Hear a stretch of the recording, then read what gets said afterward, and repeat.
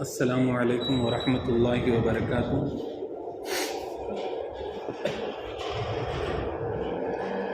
الحمد للہ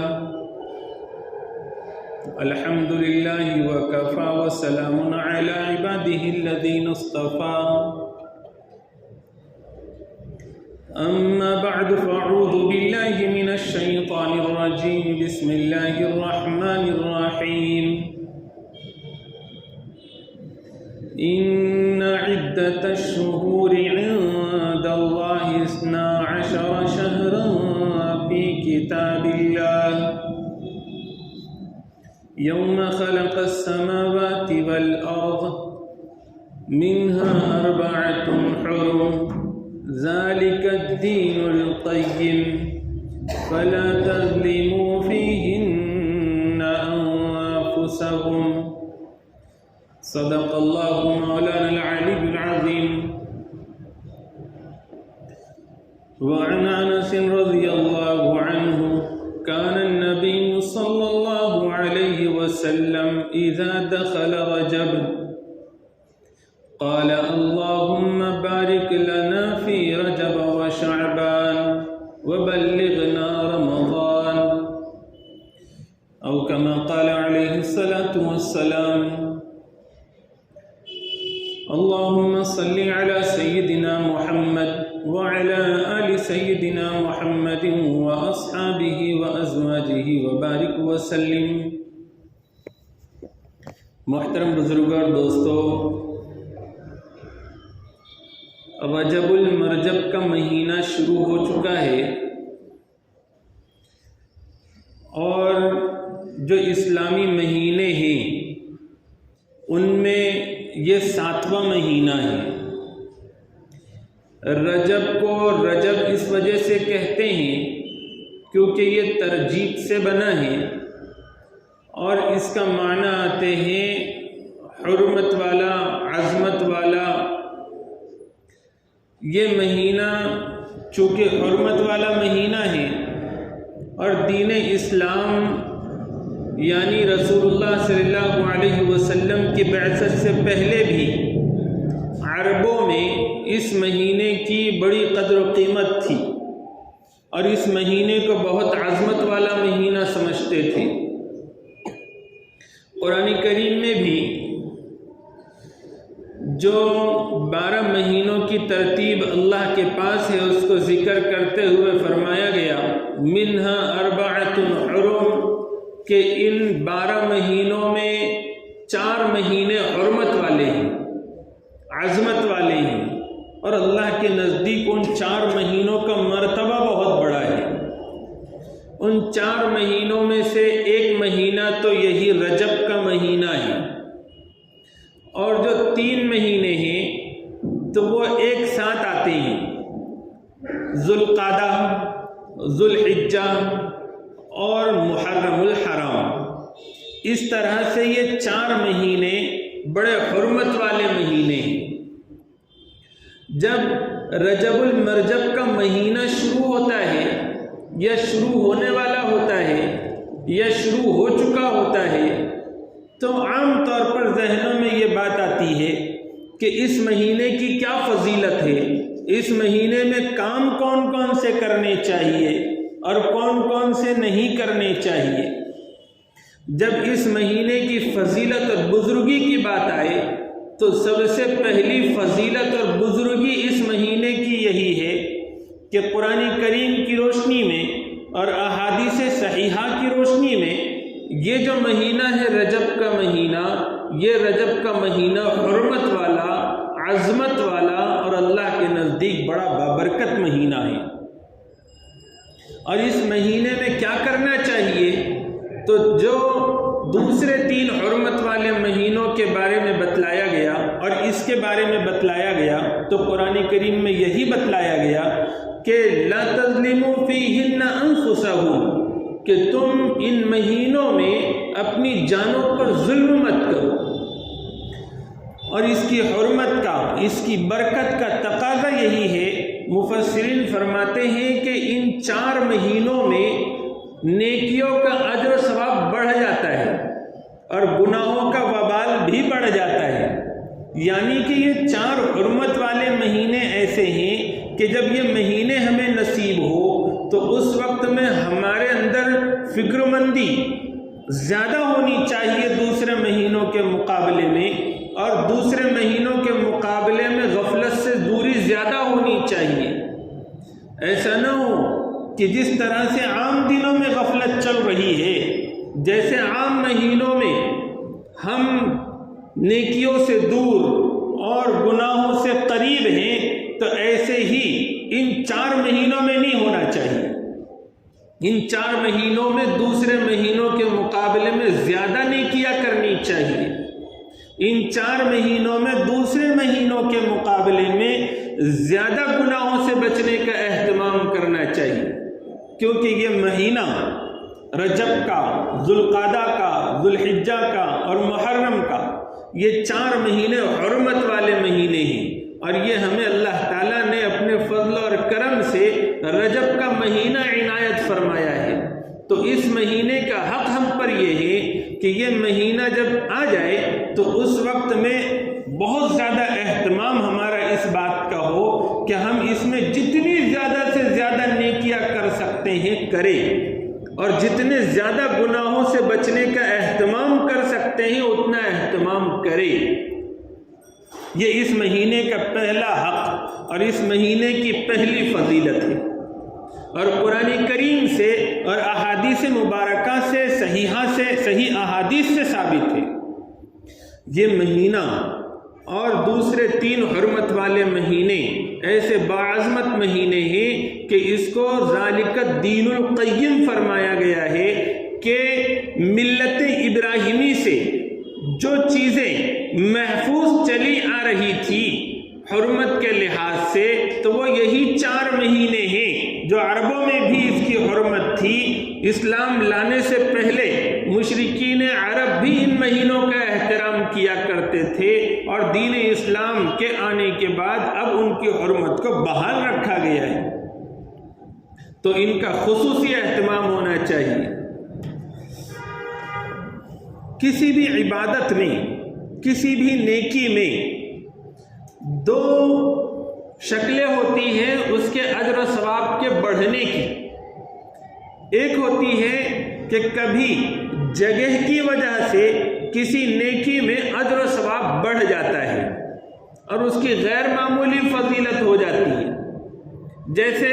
گھر کے اندر اگر کوئی نماز پڑھے تو اس کو 1 نماز کا ثواب ملتا ہے، اور اگر یہی فرض نماز وہ اپنی بستی کی مسجد میں، اگر محلے کی مسجد میں پڑھتا ہے تو پھر اب یہی ثواب بڑھ جاتا ہے، اور پھر جب وہ جامع مسجد میں پڑھتا ہے تو پھر اور زیادہ بڑھ جاتا ہے، پھر اگر یہ مسجد اقصیٰ میں ہو تو اور زیادہ بڑھ جاتا ہے، اسی طرح سے مسجد نبوی میں ہو تو اور زیادہ بڑھ جاتا ہے، اور جب وہ مسجد حرام میں نماز پڑھتا ہے تو اور زیادہ بڑھ جاتا ہے۔ یہ جگہ کے اعتبار سے اجر و ثواب نیکیوں کا بڑھ رہا ہے، اور ایک ہوتا ہے زمانے کے لحاظ سے کہ کسی مہینے میں اور دن میں اللہ تعالیٰ ایسی خصوصیت رکھ دیتے ہیں اور اس کی فضیلت رکھ دیتے ہیں کہ ان زمانوں میں جب نیکی کی جاتی ہے تو اس کا اجر و ثواب بڑھ جاتا ہے۔ جیسے رمضان المبارک کا مہینہ ہے تو عام دنوں میں اگر کوئی نفلی عبادت کی جائے تو وہ نفل کے درجے میں ہے، لیکن جب وہ رمضان کے مہینے میں کی جاتی ہے تو پھر اس کا ثواب فرض کے برابر ہو جاتا ہے، اور ایک فرض کا ثواب رمضان کی برکت سے 70 فرض کے برابر ہو جاتا ہے۔ اسی طرح سے رمضان کے اندر جو روزے فرض کیے گئے ہیں ان روزوں کی حیثیت ایسی بنا دی گئی کہ اگر اس وقت کے ایک روزے کو لیا جائے تو زندگی بھر کے روزے اس ایک روزے کی برابری نہیں کر سکتے۔ تو رمضان کی وجہ سے، پھر اسی طرح سے یوم عرفہ کا روزہ ہے، اس کی فضیلت عام دنوں میں روزہ رکھیں گے روزے کا ثواب ملے گا، لیکن عرفہ کے دن جو روزہ رکھے گا تو روایتوں میں ہے کہ اس کو پچھلے 1 سال گناہ، آنے والے 1 سال گناہ کا وہ کفارہ بن جائے گا۔ اسی طرح سے عاشورہ کے دن کا روزہ ہے تو عاشورہ کے دن کے روزے کی فضیلت بھی بڑھ گئی، عاشورہ کے دن ہونے کی وجہ سے کہ اس سے پہلے جو 1 سال گزرا ہے اس کے گناہوں کا وہ کفارہ ہوگا۔ تو ایسے ہی زمانے کے اعتبار سے اجر و ثواب میں اضافہ ہوتا ہے۔ تو یہ محرم کا مہینہ، ذوالقعدہ ذوالحجہ کا مہینہ، اور جو اب چل رہا ہے رجب کا مہینہ، ان مہینوں میں نیکیوں کا ثواب دوسرے دنوں کے اندر جو نیکی کی جاتی ہے اس سے بڑھ جاتا ہے۔ تو ہم لوگ عام طور پر جب رجب کا مہینہ شروع ہوتا ہے تو اس فضیلت سے تو بڑی غفلت ہماری ہوتی ہے، اور دوسری جو بیجا خرافات ہیں اور جو لوگوں کی اپنی من گھڑت فضیلتیں اس کی بتائی گئی ہے یا من گھڑت اعمال اس میں رکھے گئے ہیں، تو ان کی طرف زیادہ توجہ ہوتی ہے، کیونکہ جہالت کی وجہ سے اور کبھی غفلت اور سستی کی وجہ سے ہم اس کی جیسی قدر کرنی چاہیے ویسی قدر نہیں کرتے۔ آج کا جو بیان میرا ہے تو وہ اسی لیے ہے تاکہ ہم لوگ اس کی صحیح قدر کو پہچانیں، اور اس کے اندر جو خرافات اور بدعات ہوتی ہے اس سے ہم اپنے آپ کو بچانے کی کوشش کریں۔ ہمارا حال یہ ہونا چاہیے کہ صاحب رجب کا مہینہ شروع ہو چکا ہے، اب اس رجب کے مہینے میں ہم لوگوں نے اب اپنی نفلوں میں کچھ اضافہ کر دینا چاہیے، کچھ تلاوت کا اہتمام اور معمول بڑھا دینا چاہیے، ہم نے اس مہینے میں صدقہ خیرات بڑھا دینا چاہیے۔ ہاں، اس مہینے میں جو اجر و ثواب بڑھتا ہے نیکیوں کا، اسی طرح سے محرم میں، ذوالقعدہ میں، ذوالحجہ میں بڑھتا ہے، لیکن بحیثیت حرمت والا مہینہ ہونے کے اس میں کوئی خاص عبادت، کوئی مخصوص عبادت مخصوص حیت کے ساتھ، مخصوص تعداد کے ساتھ، یہ صحیح احادیث سے ثابت نہیں ہے۔ اس میں اللہ تعالیٰ نے ایک دم سے ایسے آزاد چھوڑا ہے، اپنے ذوق کے اعتبار سے اور اپنی سہولت کے اعتبار سے جون سی عبادت کر سکتے ہو زیادہ سے زیادہ ان عبادتوں کا اہتمام کیا جائے۔ لوگوں نے بنا یہ رکھا ہے کہ رجب کا مہینہ ہے تو اس کو ہم نے نام بھی دوسرا دے دیا۔ عام طور پر خواتین میں جب رجب کا مہینہ شروع ہوتا ہے تو اس کو وہ کہتے ہیں کہ یہ کنڈوں کا مہینہ ہے، حالانکہ کنڈوں کی جو عید ہے تو وہ عید کا اسلام سے کوئی لینا دینا نہیں ہے، اور خاص طور سے اہل سنت والجماعت جو سنی مسلمان ہیں ان کا تو اس سے دور دور تک کوئی واسطہ نہیں ہے۔ اس مہینے کی جو دوسری فضیلت ہے یا دوسرا اس کے اندر خاص عمل ہے وہ یہ ہے کہ رسول اللہ صلی اللہ علیہ وسلم جب رجب کا چاند دیکھتے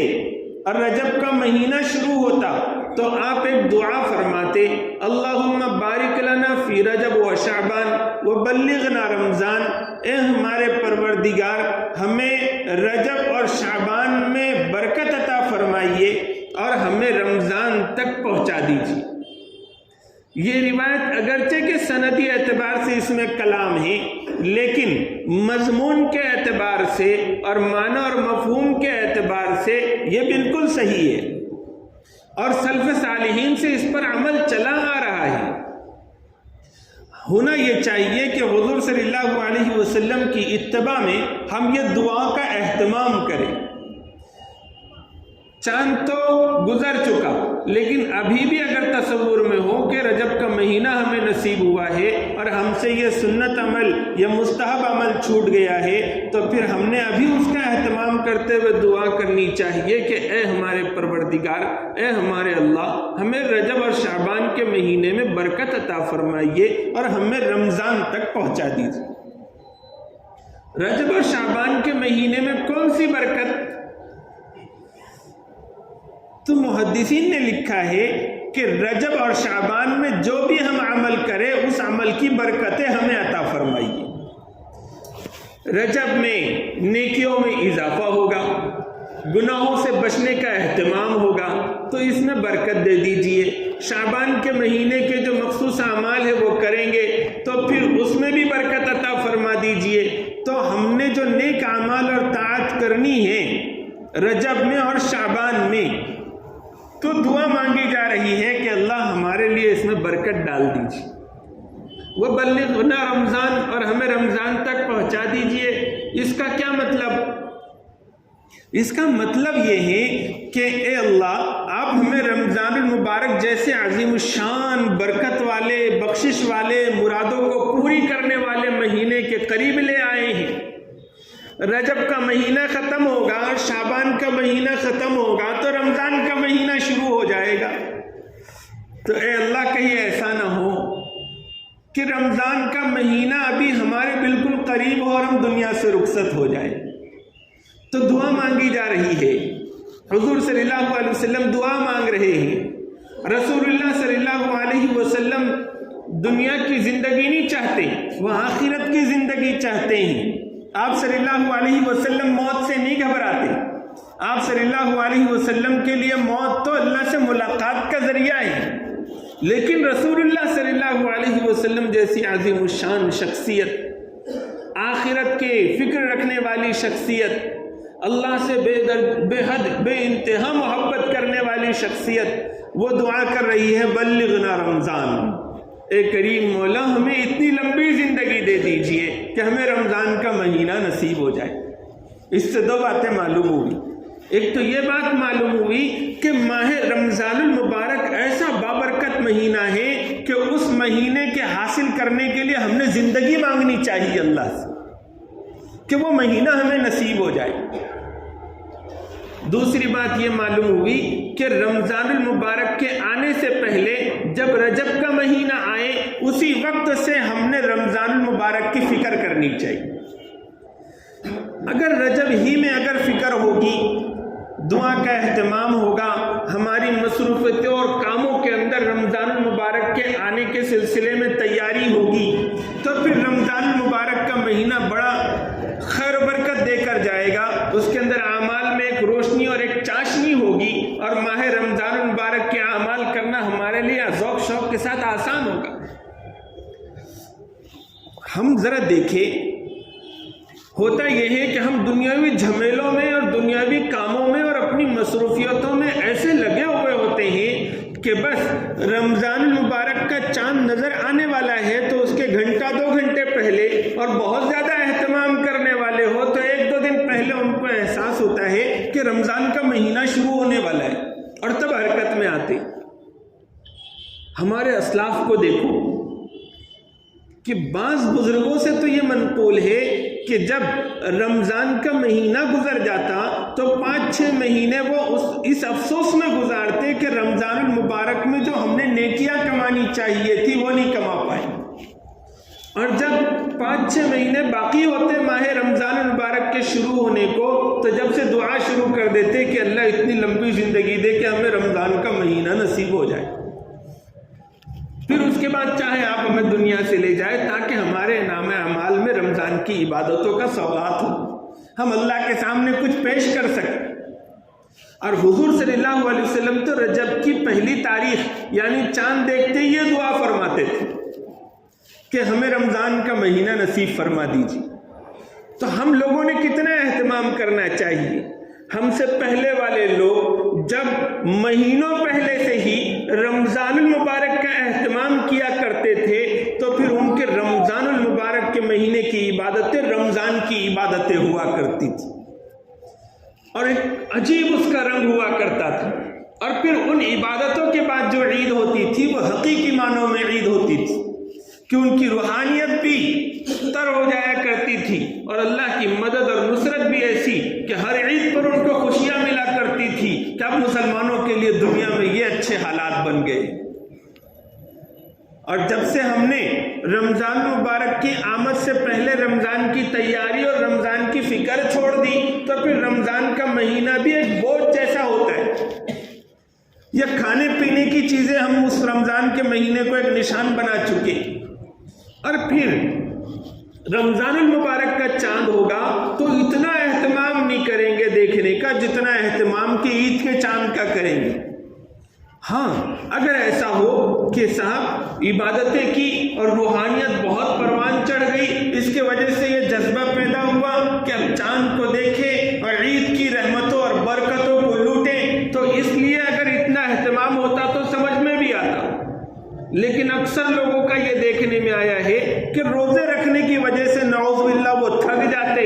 تراویح پڑھنے سے وہ تھک جاتے ہیں تو پھر وہ کوشش کرتے ہیں کہ کہیں چاند دکھا ہو کہ نہ دکھا ہو، بس کسی نہ کسی کونے سے چاند لایا جائے اور عید کر لی جائے۔ تو یہ تو بڑی افسوس کی صورتحال ہے۔ پھر ہماری عیدیں کیسی ہوگی؟ بتاؤ کہ رمضان کے مہینہ ختم ہونے کے بعد سالانہ خوشی کا دن ہے مسلمانوں کا، عید کا دن، اس لیے دل میں تصور لاتے ہیں کہ عید کا دن ہے، خوشی کا دن ہے، خوشی کا دن ہے، لیکن بیرونی حالات اور یہ دل کے اندر کے حالات ایسے ہوتے ہیں کہ ایسا لگتا نہیں ہے کہ حقیقی خوشی ہم ہو رہی۔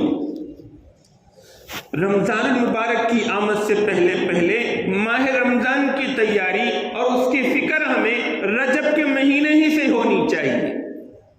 تو ایک عمل تو یہ بتایا کہ رجب کا مہینہ یہ حرمت والا مہینہ ہے، اور حرمت والا مہینہ ہونے کی نسبت پر ہم نے نیکیاں اس میں بڑھانی چاہیے، گناہوں سے بچنے کا اہتمام کرنا چاہیے، اور دوسری چیز کہ ہم نے دعا کا اور فکر، رمضان المبارک کے لیے دعا اور فکر کی کوشش کرنی چاہیے کہ ہم ابھی سے تیاری کریں کہ رمضان کا مہینہ ہمیں ایسے نصیب ہو کہ ہم فارغ بھی ہو، ہم سہولت میں بھی ہو، ہم ذہنی اور فکری طور پر تیار بھی ہو رمضان کی رونقوں کو لوٹنے کے لیے۔ جو چیز اصل ہے کہ یہ مہینہ رجب کا مہینہ ہے، اور رجب کا مہینہ یہ مہینہ رمضان کی تیاری کا مہینہ ہے، یہ مہینہ نیکیوں کی طرف آنے کا ہے، تو وہیں پر اس مہینے کو ہم لوگوں نے نام دے دیا کنڈوں کا مہینہ، کہ کنڈوں کی عید کا مہینہ آ گیا ہے۔ ارے اللہ کے بندو، یہ مہینہ اسلامی نقطہ نظر سے اور دین اور اسلام اور شریعت کی روشنی میں بڑی حرمت والا، یہ مہینہ نیکیوں کے انجام دینے کا مہینہ، رمضان کی تیاری کا مہینہ، اور پھر مشہور قول یہ ہے کہ اسی مہینے میں رسول اللہ صلی اللہ علیہ وسلم کو معراج نصیب ہوئی تھی، اور اس میں 5 وقت کی نماز فرض کی گئی تھی۔ تو اب یہ مہینے کی شان کچھ الگ ہونی چاہیے تھی، لیکن کیا کریں ہماری اپنی جہالت کا یا بھولے پن کا کہ ہم لوگ جو اس کی اصل فضیلت ہے اس کو تو بھول گئے، اور جو چیز ایسی تھی جس کا کوئی وجود ہی نہیں، اصل ہی نہیں، وہ جو امام جعفر صادق کے نام سے ایک بات گھڑ لی گئی ہے کہ انہوں نے کہا کہ 22 رجب کو کنڈے کرنا، میرے نام کی نیاز کرنا، اور اس کی مراد پوری ہوگی، اور اگر اس کی مراد پوری نہیں ہوئی تو میرا گریبان رہے گا قیامت کے دن اور اس کا ہاتھ رہے گا۔ تو یہ ایک طرح سے سیدنا امام جعفر صادق رحمت اللہ علیہ وعلیہ الرضوان، ان کے اوپر ایک طرح سے یہ تہمت ہے۔ رجب کے مہینے سے ان کا کوئی لینا دینا نہیں، نہ امام جعفر صادق اس مہینے میں پیدا ہوئے اور نہ اس مہینے میں ان کا وصال ہوا، اور امام جعفر صادق ایسی بے تکی بات کیوں کریں گے جو قرآن و سنت کے خلاف ہو؟ اپنی زندگی ہی میں نیاز جیسی چیز کو بولیں گے، اپنی زندگی ہی میں یہ بولیں گے کہ قیامت کے دن میرا گریبان پکڑنا اگر میں یہ تم کو اگر دنیا میں چیزیں نہ ملے۔ حضرت امام جعفر صادق رحمت اللہ علیہ یہ حضور صلی اللہ علیہ وسلم کی آل میں سے ہماری آنکھوں کے سورما ہیں، اور ہم ان کی عقیدت اور محبت سے لبریز ہونا ہر ایمان والے کی شان ہے، لیکن ان کے نام پر یہ جو غلط چیز لگا دی گئی اور ایک کہانی بنا دی گئی، اس کہانی کا نام رکھ دیا گیا کہ امام جعفر صادق کی نیاز، اور وہ کہانی بھی ایسی بے ڈھنگی کہ اس کہانی کا تاریخ سے بھی کوئی میل نہیں۔ ہمارے اپنے ملک میں جو کنڈوں کی عید کے نام سے پوریاں بنانا اور اس کو آپس میں بانٹنا یا اس کے پانی کو چھپانا اور مخصوص انداز کی مٹھائی تیار کرنا، یہ جو چلا ہے نا، تو تاریخی روایتوں کو مانے تو 1906 میں یہ شروع ہوا انڈیا میں، لکھنؤ میں، اور ایک طرح سے دیکھا جائے تو غالب قسم کے جو شیعہ ہیں، متعصب قسم کے جو شیعہ ہیں، ان کو خوش کرنے کے لیے کہانی لکھی گئی۔ اور پھر ان کی طرف سے بھی یہ سازشی انداز میں مسلمانوں کے بیچ میں اس کو چھپا کر تقسیم کیا گیا، اور اس کہانی میں عورتوں کو ایک لیڈ رول دیا گیا ہے اور عورتیں اس سے بہت زیادہ متاثر ہوتی ہے، تو پھر اس طرح سے وہ عورتوں میں چلنے لگی اور اپنے دنیاوی فائدوں کے لیے اس کو منانے لگی، حالانکہ اس چیز کا حضور صلی اللہ علیہ وسلم، صحابہ، دین اسلام اور خاص طور سے سنیوں سے کوئی بھی لینا دینا نہیں۔ یہ سخت قسم کی بدعت ہے، اگر اس کو ثواب سمجھ کے کیا جائے اور رسم کے طور پر کیا جائے تو یہ بہت بری چیز ہے، اس سے ہم نے بچنا چاہیے اور ہمارے لوگوں کو اس سے بچانا چاہیے۔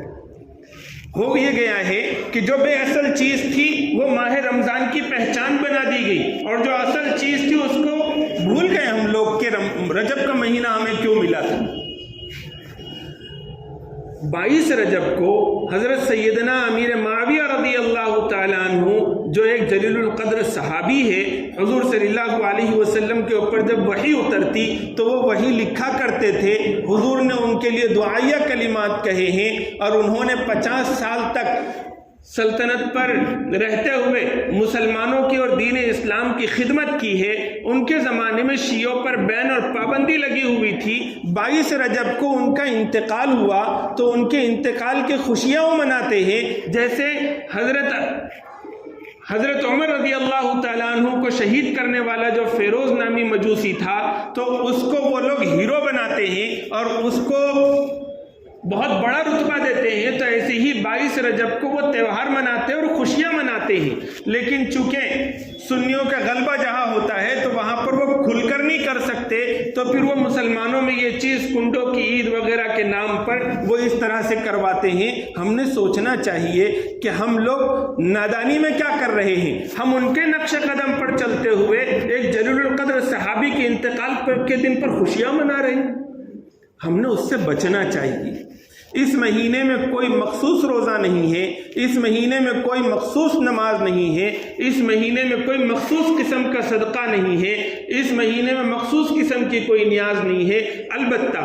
جس کو جو سہولت ہو اس کو خصوصی درجہ دینے کے بغیر جتنا جس کو میسر آئے اس نے اس مہینے میں نیکیاں کرنی چاہیے۔ کریں گے انشاءاللہ۔ اللہ تعالیٰ مجھے اور آپ کو کہنے سننے سے زیادہ سمجھنے کی اور پھر عمل کرنے کی توفیق عطا فرمائے۔ وآخر دعوانا الحمد للہ رب العالمین۔